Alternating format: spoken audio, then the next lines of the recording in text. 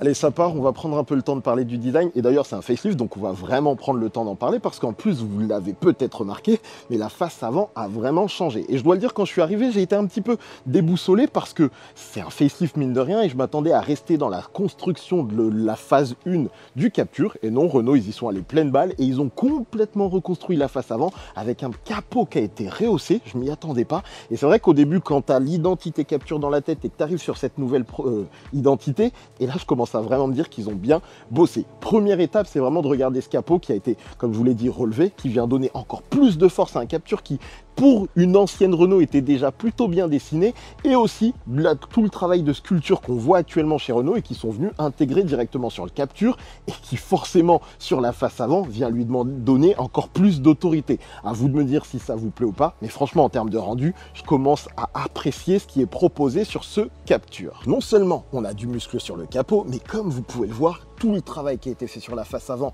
notamment sur les optiques, sur la nouvelle signature lumineuse, viennent rapporter encore plus de force au Renault Captur. Alors après, encore une fois, il y en a peut-être certains qui préféraient la rondeur, mais honnêtement, pour une mise à jour, c'est assez costaud et je crois que ça va vraiment pouvoir permettre au Captur de perdurer. Rien que le travail sur les feux, le travail de finesse, tout en gardant quand même un petit peu la rondeur originelle en partie extérieure, c'est pas mal et après tu descends et t'en as encore. Mais avant de s'attarder sur la nouvelle signature lumineuse, on va prendre 3 secondes pour parler de cette calandre. Vous pouvez noter qu'on a un traitement un petit peu comme sur le Scénic, mais réinterprété. Et au début, j'étais pas spécialement fan parce qu'en fait, ce qu'ils ont fait, c'est qu'ils sont venus replacer les entrées d'air de la voiture. C'est-à-dire que vous en avez une là et une en partie basse, ce qui leur a permis d'avoir un traitement de la calandre fermé, comme sur un véhicule électrique, avec un travail de motif en défragmentation encore du logo Renault qui est évidemment de nouvelle génération et implanté avec une certaine fierté, puisque comme vous pouvez le voir, il ressort, il est posé droit dans cette face avant très verticale, donc sur laquelle on va revenir. Et ce traitement est assez marrant parce que cette pièce-là, on pourrait croire que comme sur le Scénic, elle est faite de 2 pièces en transparence, et en réalité non, c'est une seule pièce, mais juste les étapes de peinture sont différentes. On a une pièce de polycarbonate sur laquelle ils viennent mettre d'abord les petits inserts bleus qui seront sur chaque véhicule en fonction de la teinte adaptée, donc si la voiture est rouge, ce sera rouge, etc. Et ensuite, ils viennent faire la peinture noire. Et en plus de ça, la pièce en polycarbonate étant, en relief, quand vous avez le travail final, on dirait presque qu'il y a plusieurs épaisseurs et des différences d'impression qui font que quand vous bougez, c'est vraiment des petits détails qui viennent en liaison avec la partie basse qui, pareil, est teinte carrosserie avec des reliefs qui, eux, sont extérieurs quand là, ils vont à l'intérieur. Et ce travail, il est intéressant puisque, comme vous pouvez le voir, quand on regarde la face avant et tout le dessin de cette face avant, déjà, on pourrait presque croire que ça n'a rien à voir avec le Captur. On a un dessin qui est très proche du Rafale, d'une certaine manière, très agressif, presque avec une tête un peu de lion. Et ce qui m'amuse d'ailleurs, c'est de dire eux qui pensaient que Renault était en train de copier Peugeot. Honnêtement, quand on voit l'identité de ce véhicule, moi je vois pas de Peugeot du tout. Et pour autant, regardez le travail qui est fait sur les optiques. Comme je vous l'ai dit, gros affinement du bloc supérieur, ça marche trop bien. Et ils sont venus insérer la fameuse signature lumineuse qui, encore une fois, profite d'un motif spécifique. Alors évidemment, si vous y connaissez pas au détail, vous aurez l'impression que c'est le même, mais en fait le dessin est à chaque fois spécifique. Je crois qu'ils vont le faire pour chaque véhicule. La Clio en a un spécifique, le Rafale, le Scénic, enfin c'est assez cool de se dire qu'ils personnalisent à chaque fois le véhicule. On a une véritable entrée d'air qui vient permettre de refroidir les freins. En partie basse aussi, il y a du travail pour venir mettre un petit côté SUV et en même temps des éléments spécifiques à cette version Esprit Alpine. Alors, pour ceux qui suivent, chez Renault, les choses ont un petit peu changé. C'est-à-dire qu'on a les versions classiques, entre guillemets, et les versions Esprit Alpine, qui étaient un peu l'équivalent de RS Line précédemment, mais les RS Line profitaient d'un dessin un peu plus spécifique que les Esprit Alpine. Là, ce qu'ils viennent faire, c'est quasiment le même dessin, mais c'est plus sur le travail de teinte que les modifications se font, avec notamment ici cette pseudo-lame intégrée également sur une version techno, si je ne dis pas de bêtises, on essaiera d'aller vérifier, mais qui ici est peinte en gris schiste. En plus, on a le fameux bleu qui doit être spécifique aux versions Esprit Alpine. Et après, vous avez un jeu de teinte qui est assez intéressant puisque là, comme vous pouvez le voir, on est sur un plastique noir mat relativement classique. Et en partie basse, on a une lame qui vient encore mettre un côté dynamique et sportif et qui est encore une fois peinte en gris schiste. Le truc assez stylé aussi, c'est de noter le travail en étagement, c'est-à-dire que vous voyez, on a un premier étage ici, encore un étage ici, et ensuite un gros étage d'entrée d'air ici, qui viennent mettre plein de caractères, parce qu'à chaque fois, pour les lier, vous avez tout un travail de volume et de graphisme qui font que franchement, c'est une voiture qui n'est pas du tout ennuyante à regarder.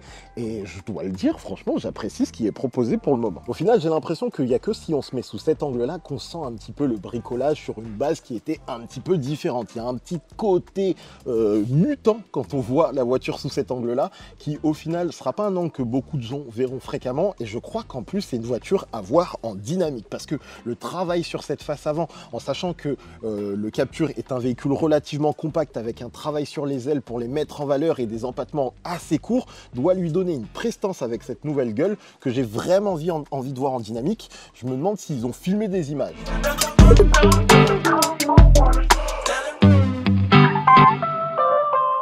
C'est très fort, c'est très puissant, on pourrait presque croire que les clients vont être paumés, et en vrai on le sait, ils vont kiffer. Je crois vraiment qu'ils vont apprécier la proposition. Autant des fois j'ai un peu de mal à me positionner sur la proposition qui est faite par exemple sur la Clio, j'allais dire RS, mais la Clio Esprit Alpine, autant celle-là, clairement pas de doute, je les kiffe. Le dessin est vraiment presque dans la lignée de la proposition du Rafale, et surtout ça remplit bien, ça va bien avec la gueule de cette nouvelle face avant, c'est musclé sans trop en faire, parce que je crois que la proposition Esprit Alpine c'est un peu sport chic, pas sport ultra agressif, et non mais vraiment elles sont très bien dessinées avec toutes ces petites facettes, ce petit côté diamanté, ce petit noir pseudo laqué.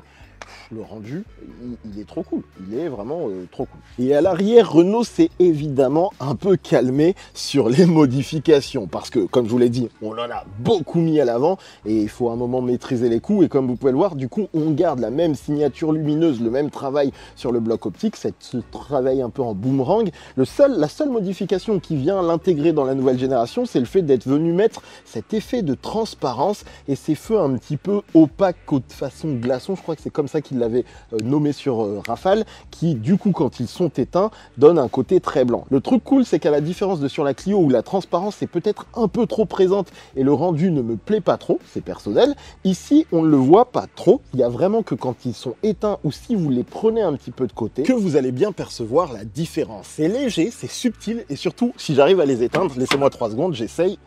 Est-ce qu'ils sont éteints? Là, clairement, on se rend compte du travail de nouveauté. Ça marche bien. En fait, au final, sur cette version, je trouve que ça marche bien. Et la dernière petite nouveauté à l'arrière, c'est sur le pare-choc. Je vous laisse 3 secondes pour deviner ce que c'est.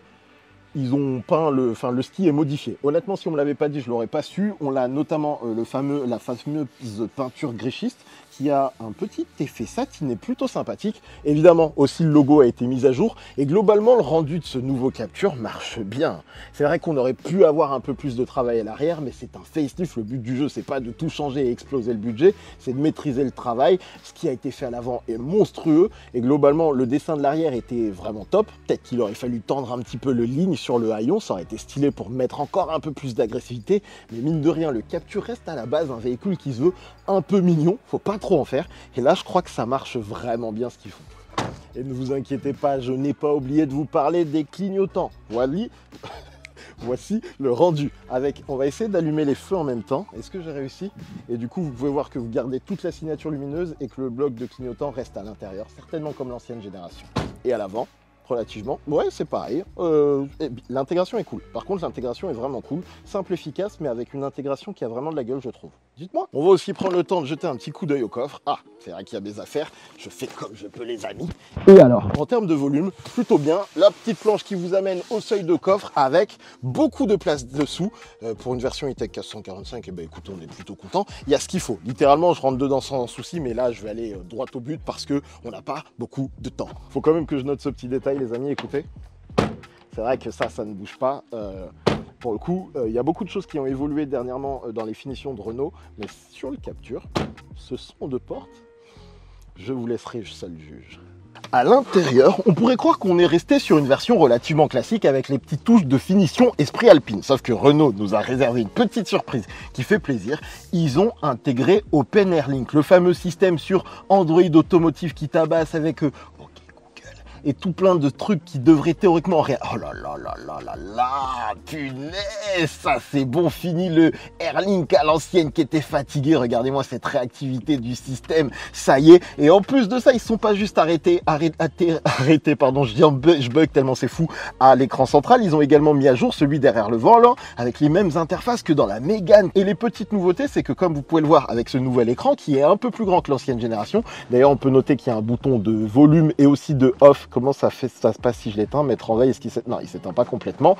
Le truc qui va être trop cool, c'est que vous avez du coup une nouvelle intégration avec les fameuses touches piano pour gérer la clim, comme sur la Mégane, comme sur le Scénic, ça c'est appréciable. Et en fait, comme avant sur le Captur, vous aviez des molettes, 3 molettes qui prenaient un peu de place, là on a un nouveau rangement qui doit du coup être la petite zone de charge à induction en fonction des modèles. Donc visiblement là j'ai pas de charge à induction, mais vous avez un nouveau rangement en plus d'avoir celui-ci qui est déjà très grand. 2 ports USB type C, prise allume-cigare, je crois qu'il y en a une dans le coffre, le petit bouton de commande de volant façon avion. Waouh, j'ai mis la voiture en panique, je vais te remettre en paix, panique pas, tout va bien. On a en plus un rangement encore une fois en partie basse. En fait, je me souvenais pas, mais le Captur, il y a du rangement à foison. La zone de charge à induction est donc ici, très bon point. Et après, vous avez un accoudoir coulissant, on est toujours content, qui techniquement doit s'ouvrir et qui offre un rangement plutôt profond, mais assez peu, comment dire, large, mais c'est vraiment bien ce qui est proposé dans ce Captur.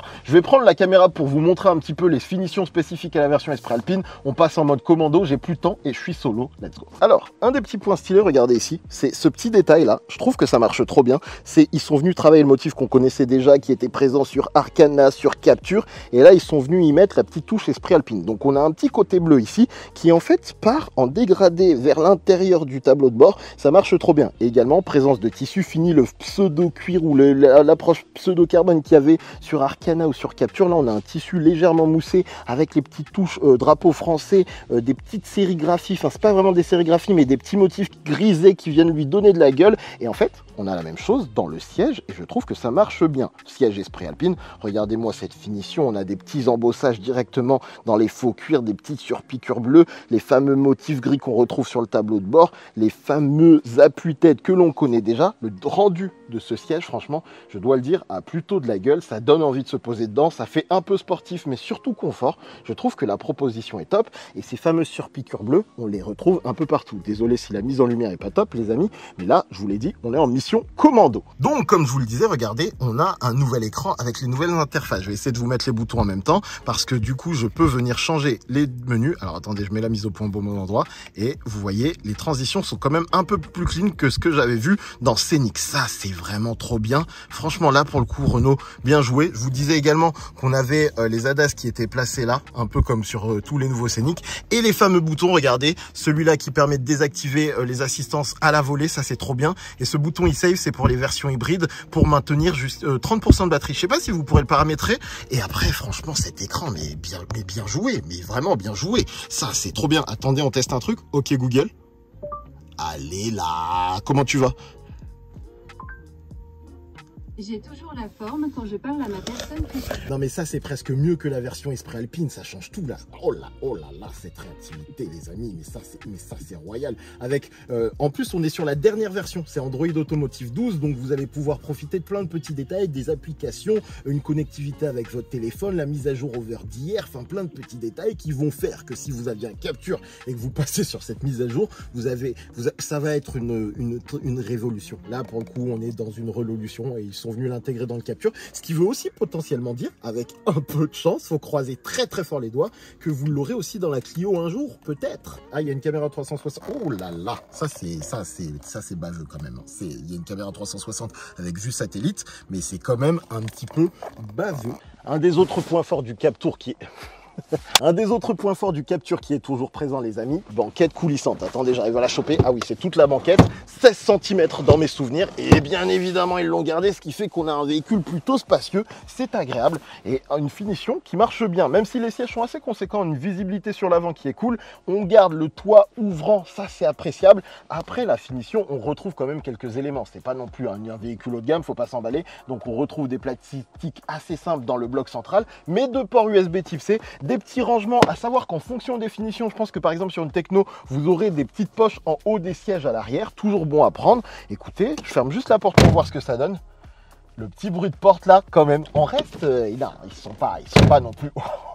Oui, en effet, mais il y a de la place. C'est une voiture dans laquelle je me sens plutôt bien. C'est assez appréciable. Les amis, la mission commando continue. J'ai réussi à obtenir la version techno. Le point que je dois noter, laissez-moi faire le tour, c'est cette nouvelle teinte qu'on a sur le toit pour le biton qui est nommée Grège et qui a une petite approche champagne. Là, en biton avec le blanc, ça marche plutôt bien. La question qu'on peut se poser, c'est est-ce que si c'est une teinte full carrosserie, ce sera pas un peu étrange ou un petit peu à l'ancienne? En tout cas, là, franchement, ce rendu marche bien. Il faut aussi qu'on s'attarde sur les jantes de cette version techno. Comme vous pouvez le voir, elles sont nouvelles. Ici, c'est du 18 pouces. Je crois qu'au plus bas, on est en 17 pouces. Le rendu qui pouvait me paraître bizarre sur les fuites, au final, je crois qu'il marche plutôt bien. C'est doux et en même temps un petit peu de caractère avec des reflets bien faits, un petit peu de diamantage. Franchement, rendu simple, efficace, on apprécie. Et justement, je vais profiter de la version techno pour vous montrer un petit détail qui fait la différence. Regardez le travail sur cette signature lumineuse. Avec un peu d'angle, on la voit très tôt, ce qui apporte au caractère et montre bien tout le travail qui a été fait sur cette face avant dans la continuité de tout ce qu'on voit actuellement chez Renault. Et pour finir sur la version techno, les amis, je vais vous parler des sièges. Vous pouvez noter que le dessin est le même que la version Esprit Alpine et pour autant, les travails de tissu sont top. On a des petits embossages, on a le logo Renault qui est placé ici et je croyais que c'était un embossage, mais en fait, ça a l'air d'être une sérigraphie directement faite sur le tissu. On a vraiment une mise en valeur et comment dire, une sorte de confort qui se voit juste au regard sur ces sièges qui est franchement trop bien pour cette nouvelle génération. 3 petites secondes quand même, faut bien se mettre en tête que le nouveau Captur profite du système Open Air Link très certainement parce que derrière on va avoir le nouveau Symbiose, la version rallongée du Captur qui offrira 7 places et qui logiquement permet à Renault de mettre plus de budget en se disant faut qu'on optimise les chances de ce véhicule sur le marché puisqu'il va durer quand même un certain temps. Sans ça, je suis pas sûr que le Captur aurait eu Open Air Link, mais les clients en profitent, donc on est content. L'autre paramètre aussi dont je dois parler, c'est les moteurs évidemment. On a toujours le E-Tech 145 qui va rester un gros moteur vendu sur le Captur.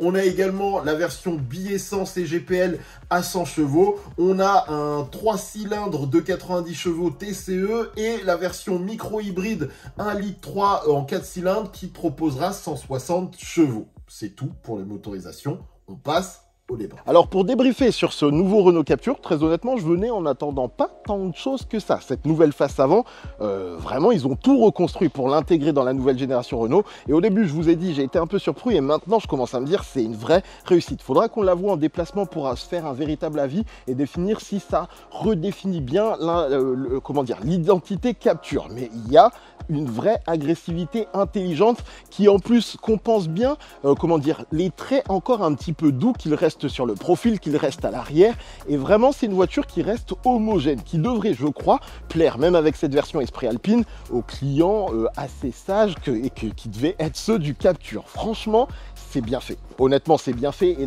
l'ajout d'Android Automotive avec Open Air Link, ça c'est presque le truc le plus important, plus que cette nouvelle face avant parce que en termes d'expérience à bord de la voiture, ça va juste tout changer. Fini le Airlink fatigué, là vous allez avoir une expérience technologique et des assistants, des applications et ça reste quand même compatible avec Apple CarPlay pour ceux qui utilisent des iPhones. Franchement, c'est une mise à jour qui me semble plutôt complète pour un véhicule qui va du coup avoir de quoi rester longtemps sur le marché. Le truc qu'on peut se demander, c'est du coup si la Clio profitera aussi d'Open Air Link, parce que vraiment ça c'est le système qui change tout, mais sur le style, franchement, mise à jour réussie je crois, avec cette version Esprit Alpine qui fait la différence. Je vous mettrai peut-être une petite voix off pour tout ce qui va être motorisation, mais honnêtement Renault continue sur sa lancée et la Renaulution est en marche, même si on garde un petit peu d'ancienne génération à travers ce Captur.